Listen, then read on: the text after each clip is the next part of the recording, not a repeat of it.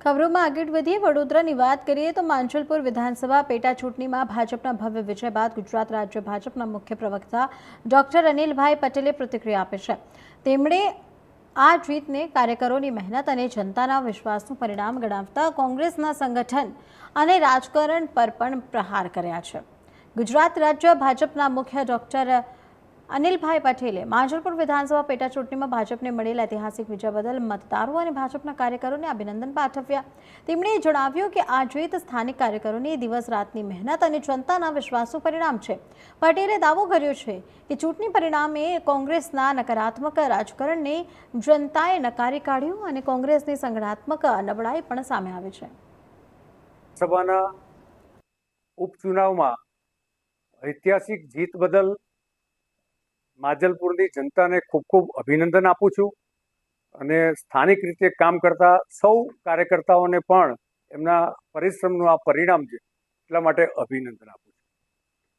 આ પરિણામનો સંદેશ જો વિચારીએ તો જે રીતે કોંગ્રેસની નકારાત્મક રાજનીતિ રહેલી છે, જેના કારણે માંજલપુર વિધાનસભાના 260 બૂથમાં કેટલાક બૂથમાં એમની પાસે પોલિંગ એજન્ટ પણ બેસાડવા માટેની વ્યવસ્થા નથી। કેટલાક પોલિંગ સ્ટેશનની બહાર તેઓ ટેબલ નાખીને કાર્યકર્તાને પણ બેસાડી શક્યા ન હતા। એટલે કે કોંગ્રેસ નહીં ફક્ત માંજલપુર પણ આખા ગુજરાતમાં ક્રમશઃ ભૂસાતી જાય છે, એનું આ એક પરિણામ છે।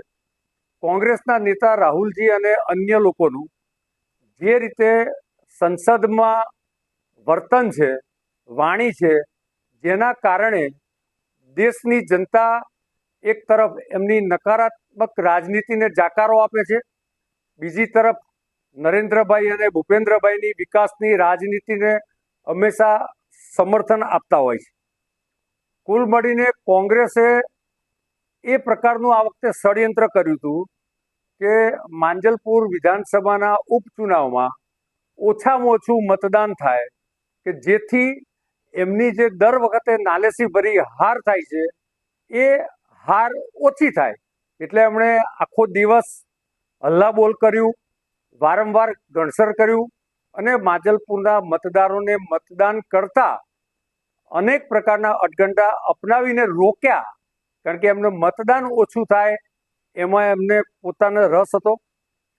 માંજલપુરની સીટ પર કુલ મળીને સ્વ યોગેશભાઈની દીર્ઘકાલીન સેવાકીય કામગીરી અને અમારા ઉમેદવાર સતીશભાઈ પટેલની જાહેર જીવનમાં એમની કામગીરીની જે સુવાસ છે એના કારણે આજે 30,500 કરતાં પણ વધારે મતની લીડથી ભારતીય જનતા પાર્ટીનો વિજય થયો છે।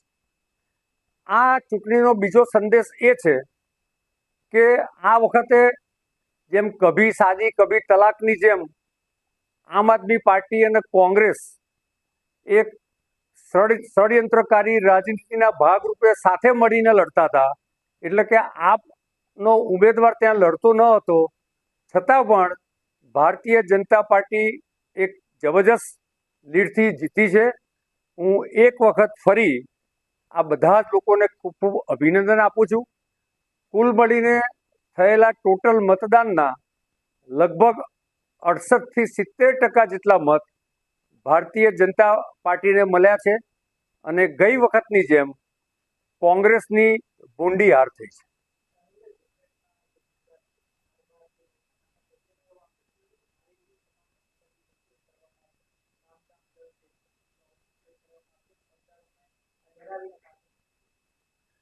જો કોંગ્રેસ જ્યારે બી ચૂંટણી હારે છે ત્યારે એનું એક 10 મુદ્દાનું તહોમતનામું એ છાપેલું છે।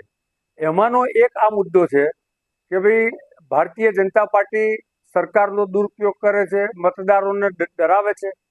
પરંતુ જે કોંગ્રેસ પાસે 260 બૂથમાં પોલિંગ એજન્ટ નહોતા, પોલિંગ સ્ટેશનોમાં પણ બહાર ટેબલ પર કોઈ કાર્યકર્તા નહોતા, એ કોંગ્રેસ કેવી રીતે જીતી શકે? ગુજરાતમાં 1985માં કોંગ્રેસના અટગંડા જોઈને ગુજરાતની સાણી અને મેચ્યોર પ્રજાએ નક્કી કરી લીધું છે કે આવનારા 50 વર્ષ સુધી ગુજરાતમાં કોંગ્રેસ નામે ફાવા નહીં.